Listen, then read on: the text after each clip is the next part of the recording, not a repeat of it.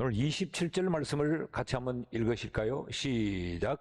열나흘째 되던 날에 밤에 우리가 아드리아 바다에서 이리저리 쫓겨 가다가 자정쯤 되어 사공들이 어느 육지에 가까워지는 줄을 짐작하고, 열나흘째 되는 날에 일어난 이야기를 기록한 것이 우리가 읽었던 본문입니다. 여기 열나흘째, 어디로부터 열나흘째인가? 이 알렉산드리호가 미항이라고 하는 곳에서 항해를 계속할 것인가 말 것인가를 놓고 서로 논의하다가 다수결에 의해 그 항해를 강행하지요. 그래서 미항에서 출발하자마자 이들은 지금 유라굴로 광풍을 만났습니다. 미항을 출발한 지 열나흘째 되던 날입니다. 그런데 오늘 성경은 이날도 열나흘째 되던 날 밤이라고 기록하고 있습니다. 이것은 14번째 맞는 밤이라는 의미가 아니고 이들이 열나흘째 동안 밤과 같은 죽음의 상황이 이들에게 지속되었다라는 이야기입니다. 그 열나흘째 되던 날 밤에 이들은 어떤 지경에 있었는가? 여전히 그들은 광풍에 휩싸여 있었습니다. 아드리아 바다에서 이리저리 쫓겨 가다가, 이 아드리아 바다는 지중해의 일부분입니다. 큰 지중해, 그것을 성경은 대해라고도 부르지요. 그 지중해에 인근 연안에 따라서 그 이름을, 그 앞부분을 연안의 이름을 따라 조금씩 다르게 붙여 놓은 겁니다. 이 아드리아 바다에 이르렀다라고 하는 것은 미항으로부터 약 800km가 떨어진 곳에서 지금 이들은 그 풍랑에 휩싸여 있다라는 이야기입니다. 이리저리 쫓겨가다가라는 것이 이 배가 처한 상황이 얼마나 참혹했던가를 우리에게 보여줍니다. 그래서 지금 이 시점이 언제냐? 자정쯤 되어라는 겁니다. 이것은 밤 12시라는 이야기보다 가장 밤이 깊은 시간이라는 의미이기도 하고, 지금 이들이 열나흘째 되던 동안 이 해도 별도 보이지 않고 온통 광풍과 흑암에 휩싸여 있는데 그 14일 동안의 그 고통스러운 밤이 절정에 이를 때에 그런 이야기입니다. 그런 밤에 사공들이 자신들이 어느 육지에 가까이 온 줄을 직감했다라는 거죠. 그 한밤중에 어떻게 이들이 어느 육지에 지금 가까이 오고 있는 것을 직감했을까? 칠흑같이 어두운 밤에 유라굴로 광풍은 배를 산처럼 높이 들었다가 저 깊은 계곡처럼 떨어뜨리며 자신들이 탄 배를 까불리고 있는 그 시간에 이들이 바람의 소리, 파도의 소리를 들었던 거지요. 우리는 잘 느낄 수 없지만 이 베테랑 선원들은 육지가 가까이 오면 바람의 소리가 달라지고 파도의 소리가 달라진다고 합니다. 28절 말씀에 보면 물을 재어보니 20길이 되고 조금 가다가 다시 재니 15길이라. 이들이 가슴이 설레지 않았겠습니까? 육지가 가까이 오는 것 같다. 그래서 물을 재었다. 이 재었다는 이야기는 자로 이렇게 재었다는 이야기가 아니고 큰 돌을 던졌다, 그런 이야기예요. 그러니까 지금 이 줄 끝에 큰 이 쇠붙이를 바다에 던져 넣은 거지요. 그래서 수심을 재어보니까 20길이었다. 20길. 이 한 길이 장년이 양쪽으로 팔을 다 벌려서 이 끝에서 이 끝까지를 한 길이라고 합니다. 그러니까 20길이면 얼마겠어요? 편의상 우리가 2m 정도로 쉽게 계산을 해봅시다. 그러면 40m가 좀 되지 않는, 그러니까 35m에서 45m 그 사이 정도 되는 이 수심이 측정이 되더라는 거죠. 그래서 조금 가다가 다시 던져 수심의 깊이를 재어보니까 15길이더라. 그러면 25m에서 한 30m 정도 되는 그런 물 깊이를 봤다는 거죠. 그러니까 지금 급격하게 수심이 얕아지고 있는 겁니다. 이 말은 무치 급격하게 가까워지고 있다라는 이야기죠. 얼마나 소망스러웠겠습니까? 29절 말씀을 같이 읽습니다. 시작. 암초에 걸릴까 하여 고물로 닷 넷을 내리고 날이 새기를 고대하니라. 세상에 지금까지 이들은 광풍의 위험 때문에 이들은 두려워했습니다. 유라굴로 광풍 때문에 이들은 두려움에 휩싸여 있었습니다. 그런데 육지가 가까이 온다고 하는 그 설레임의 순간에는 또 다른 두려움이 찾아온 거지요. 암초에 걸릴까 두려워했다라는 것입니다. 암초에 부딪혀서 육지를 가까이 두고 배가 좌초하면 어떡하나, 이것이 이들의 극한 두려움이었습니다. 여러분, 이것이 우리의 삶의 현주소가 아닙니까? 우리는 죽음 같은 광풍을 만나서 살아보려고 몸부림을 치다가 겨우 이제 그 광풍으로부터 내가 좀 벗어날 수 있을까 싶은 지경이 되면 암초의 두려움이 또 찾아옵니다. 숨겨졌던, 예상하지 않았던, 전혀 생각지도 않았던 또 다른 두려움이 우리를 두렵게 하는 것이요. 이것이 인생입니다. 우리는 한 고비를 오르면, 그 산만 오르면 된다고 생각해서 올라보면 건너편에 더 높은 산이 또 기다리고 있는 거죠. 그래서 우리의 인생, 이 라이프 스토리는 어떠냐? 광풍의 두려움의 이야기에 암초의 두려움의 이야기가 연속적으로 이어지는 것이 우리의 인생 이야기입니다. 그래서 인생 사는 것이 만만치 않은 것이죠. 그런데 우리가 오늘 읽었던 이 본문을 주의 깊게 살펴보면 한 가지 엄청난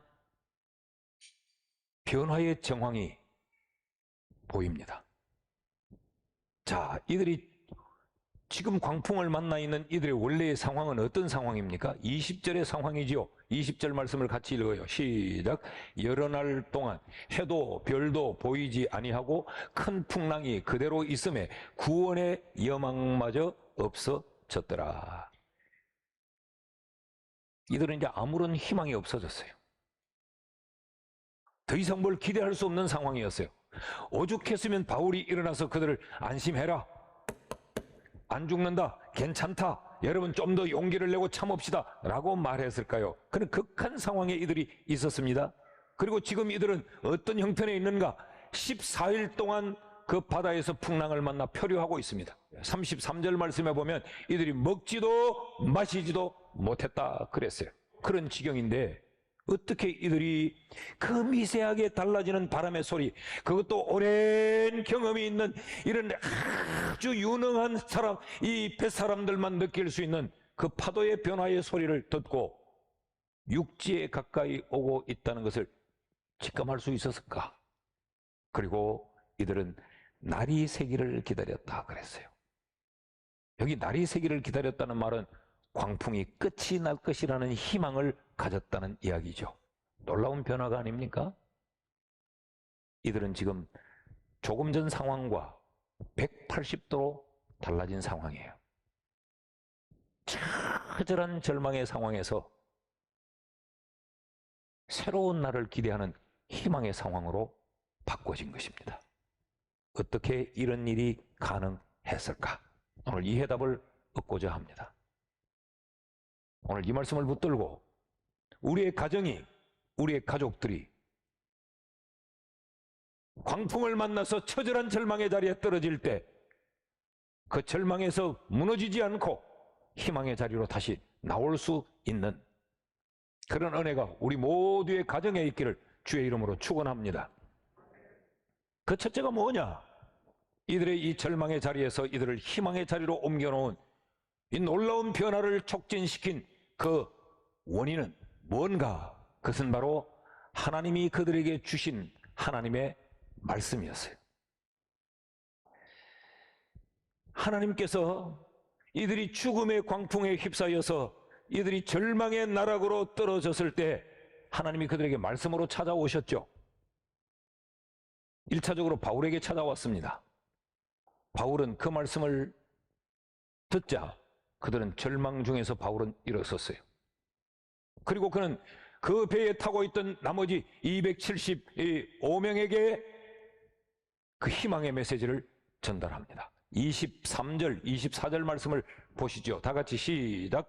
내가 속한 바 곧 내가 섬기는 하나님의 사자가 어젯밤에 내 곁에 서서 말하되 바울아 두려워하지 말라.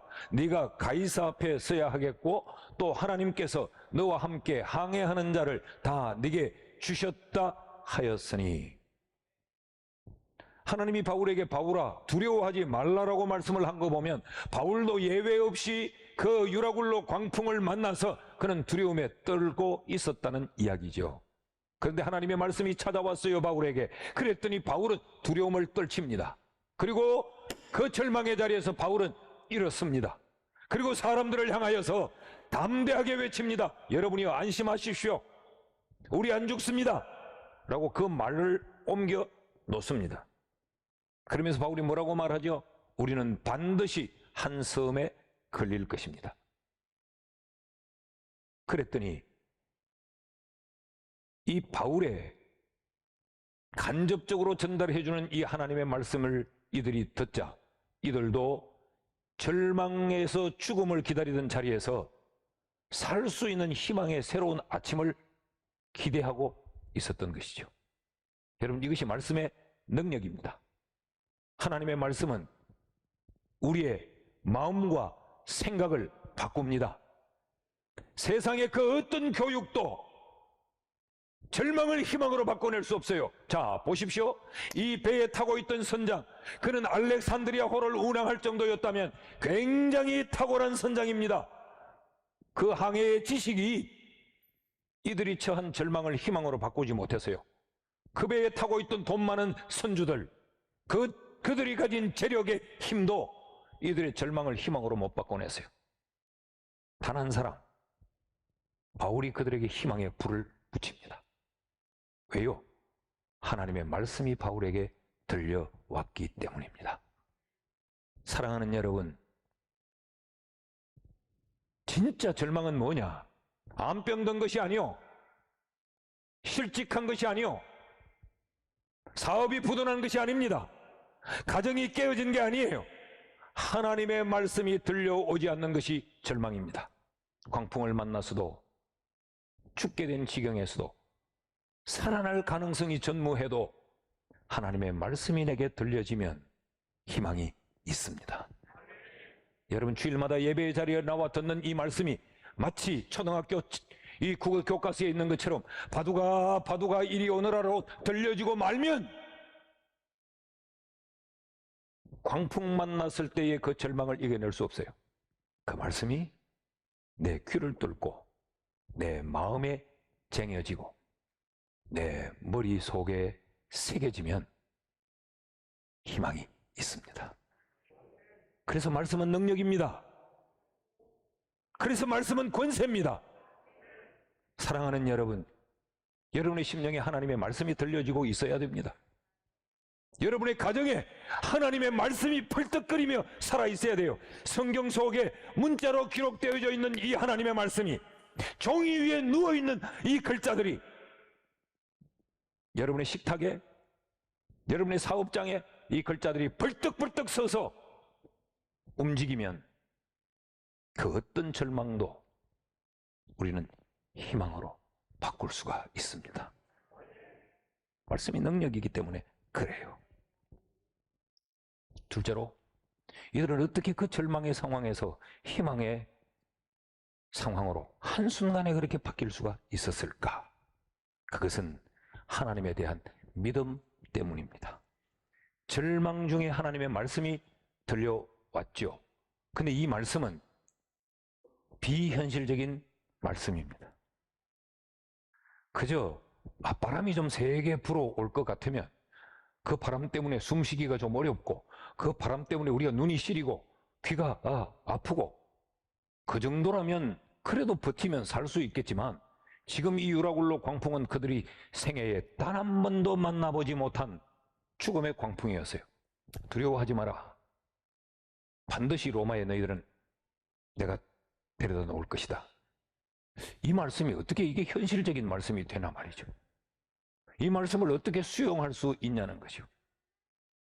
우리가 대부분 하나님의 말씀을 내가 상식적으로 내 상식에 강하면 아멘으로 삼키고 아무리 뒤집어 엎어 계산기를 두들겨 봐도 이건 안 돼 라면 우리는 그 말씀을 차버리잖아요. 그런데 바울은 그 하나님의 말씀을 받아들입니다. 25절 말씀을 보면 하나님이 내게 이렇게 말씀하셨으므로 여러분이여 안심하십시오. 나는 내게 말씀하신 그대로 되리라고 하나님을 믿습니다. 자, 바울의 이야기는 이렇습니다. 하나님의 말씀은 참 비현실적이다. 하나님의 이 말씀은 내가 받아들이고 수용하기가 대단히 어렵다. 그러나 나는 이 말씀하신 하나님을 믿는다. 그 하나님을 믿기 때문에 창조의 하나님이요 전능하신 하나님이요 우주의 주인이시요 능치 못하실 하나님이 이 말씀을 하시기에 상식에 맞지 아니할지라도 나는 이 말씀을 믿는다. 이게 바울의 믿음이요. 하나님에 대한 이 바울의 믿음이 바울로 하여금 절망을 이기고 희망으로 일어서게 했고, 이 바울이 전한 이 믿음의 전달로 인하여서 그들도 믿음을 가지며 그 절망의 상황에서 한순간 희망의 새날이 밝기를 기대하는 것으로 바뀌어지고 말았습니다.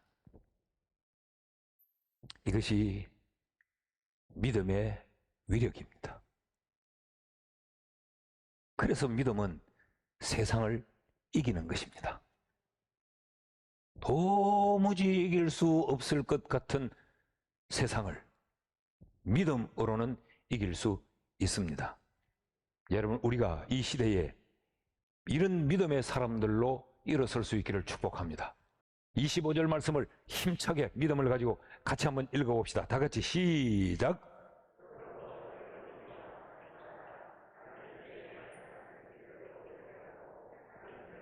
할렐루야.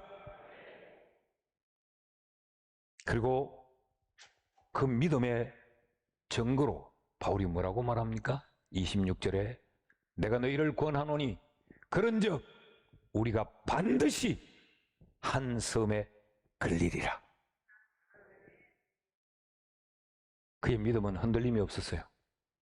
그의 믿음은 확실했습니다. 우리는 안 죽는다. 하나님이 안 죽는다고 했기 때문에 우리가 안 죽는다면 우리는 반드시 한 섬에 도착할 것이다. 이게 바울의 믿음이었습니다. 여러분, 우리 모두가 하나님에 대한 믿음을 가지고 우리 인생에 불어닥치는 광풍을 이겨낼 수 있기를 축복합니다. 셋째로,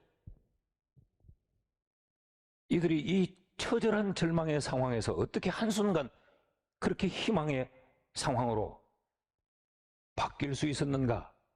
그것은 그 첫째는 하나님이 주신 말씀 때문이었고, 그 말씀 주신 하나님에 대한 믿음이었고, 세 번째는 그 하나님을 향한 기도 때문이었어요. 29절 말씀을 다시 한번 봅시다. 다 같이 시작. 암초에 걸릴까 하여 고물로 단넷을 내리고 날이 새기를 고대하니라. 29절 한 절에는 두 가지 상황이 내재하고 있죠. 암초에 걸릴까 두려워했다. 그러면서 거기 뭐라고 기록이 되어져 있어요? 날이 새기를 고대했다. 그러니까 처절한 두려움이 있었던 반면에 이들은 그 두려움을 넘어서고 새날을 맞기를 고대하는 이 기대, 이 설레임이 있었어요. 이 두려움과 설레임이 공존하고 있었던 거죠.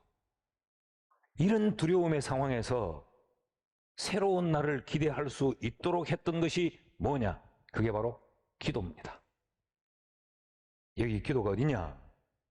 기도했다는 말이 아무것도 없는데 날이 새기를 고대하였다. 여기 고대하다라고 하는 이 헬라어 동사는 유코마이라고 하는 말인데 이것은 본래의 뜻이 기도하다라는 이야기입니다. 그들이 암초에 걸릴까 지극히 두려워하면서도 포기하고 단념하고 그러지 않고 새로운 날이 주어지기를 기대했다. 그 광풍이 잦아들기를 기도했다는 거죠. 그 광풍으로부터 이겨나도록 기도했다라는 이야기입니다. 여러분, 성경 말씀을 펼쳐놓고 보십시오. 성경은 모든 사건과 모든 가르침을 통하여서 두려울 때는 기도하라라고 말합니다. 답이 없을 때 그때는 기도하라라고 말했어요. 절망의 나락에 떨어질 때 그때는 포기하라, 자살하라 그렇게 말하지 않고 기도하라라고 말해요. 내 인생의 암초 앞에 섰을 때 성경은 가던 걸음을 멈추라고 말하지 않습니다. 기도하라고 말합니다. 날이 새도록 새로운 날을 기대하면서 이들이 기도했더니 39절 말씀을 보십시오. 같이 읽습니다. 시작. 날이 샘에 어느 땅인지 알지 못하나 경사진 해안으로 된 항만이 눈에 띄거늘 배를 거기에 들여다 댈 수 있는가 의논하였더라. 조금 전까지는 상상도 할 수 없었던 일이에요. 그런데 날이 새어났습니다. 보름 동안 칠흑같이 어두운 채 광풍으로 이들을 뒤덮었는데 두려움 속에 하나님 앞에 기도하면서 새날을 기다렸더니 날이 새어졌어요. 유라굴로 광풍의 여파로부터 벗어나게 됐어요. 세상에 눈에 항만이 보입니다. 해도 달도 별도 보이지 않던 상황에서 그들의 눈에 배를 댈 수 있는, 정박할 수 있는 부두가 거기 보인 거예요. 여러분, 이것이 기도의 힘인 것을 믿습니까? 기도하는 자가 경험하게 될 축복임을 믿으십시오. 44절 하반절 말씀도 보십시오. 같이 읽습니다. 시작. 마침내 사람들이 다 상륙하여 구조되니라. 기도의 끝은 마침내 구조되는 것입니다. 지금 죽을 것 같고 숨 쉴 수 없도록 내 삶의 상황이 나를 숨통을 조여올지라도 절망하지 않고 포기하지 않고 낙심하지 않고 날이 셀 것을 기다리며 기도하면 마침내, 여러분, 이 마침내라는 표현 속에 절망 끝, 희망 시작이라는 게 여기 다 담겨져 있죠. 마침내 구조되니라. 여러분, 이 은혜가 우리에게 있기를 축복합니다. 하루 24시간 한숨 짓고 불평하고 원망하고 정오하고 이러는 시간들은 참 많은데 기도하는 시간은 전혀 없지 않습니까? 내 인생에 불어닥친 그 광풍 때문에 기도하다가 잠들어 보셨습니까? 아니면 절망 중에 잠이 드십니까? 끝이 보이지 않는 그 상황에 절망스러운 하루를 시작할 때 한숨 지으면서 그 하루를 시작하십니까? 아니면 하나님께 날이 새도록 내게 새날을 달라고 기도하면서 그 하루를 시작하십니까? 그것이 답입니다. 기도 없으면 상황의 변화 없다. 그러나 기도하면 마침내 구조되는 희망의 새날이 온다. 그러므로 여러분, 기도 붙들고 살 수 있기를 축복합니다. 로마서 7장 24절에 보면 바울이 이렇게 탄식해요. 오라, 나는 곤고한 사람이로다. 이 사망의 몸에서 누가 나를 건져내랴. 처절한 탄식이지요. 그러나 이것은 탄식이 아니에요.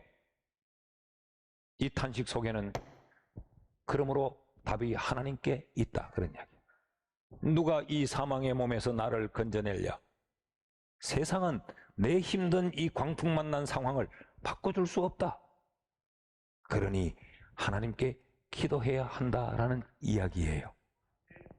기도는 하나님께 소망을 두는 우리의 신앙의 행위입니다. 한번 따라 하실까요? 기도는 하나님께 소망을 두는 신앙의 행동이다. 기도가 뭐냐? 내 소망은 하나님께 있습니다. 희망의 새날이 밝아오고 그것은 하나님께 있습니다. 하나님께 소망을 두는 우리의 신앙의 행위가 바로 기도예요. 따라하십시다. 기도는 하나님께 우리의 미래를 맡기는 것이다. 기도는 하나님께 우리의 내일을 맡기는 거예요. 하나님께 내 생명을 맡기는 거예요. 하나님께 내 인생을 맡기는 것, 이것이 바로 기도입니다. 이런 의미에서 여러분, 우리의 소망을 하나님께 두고 우리가 기도함으로 우리의 인생에 일어나는 광풍을 넉넉히 밟고 이기는 자 되기를 축복.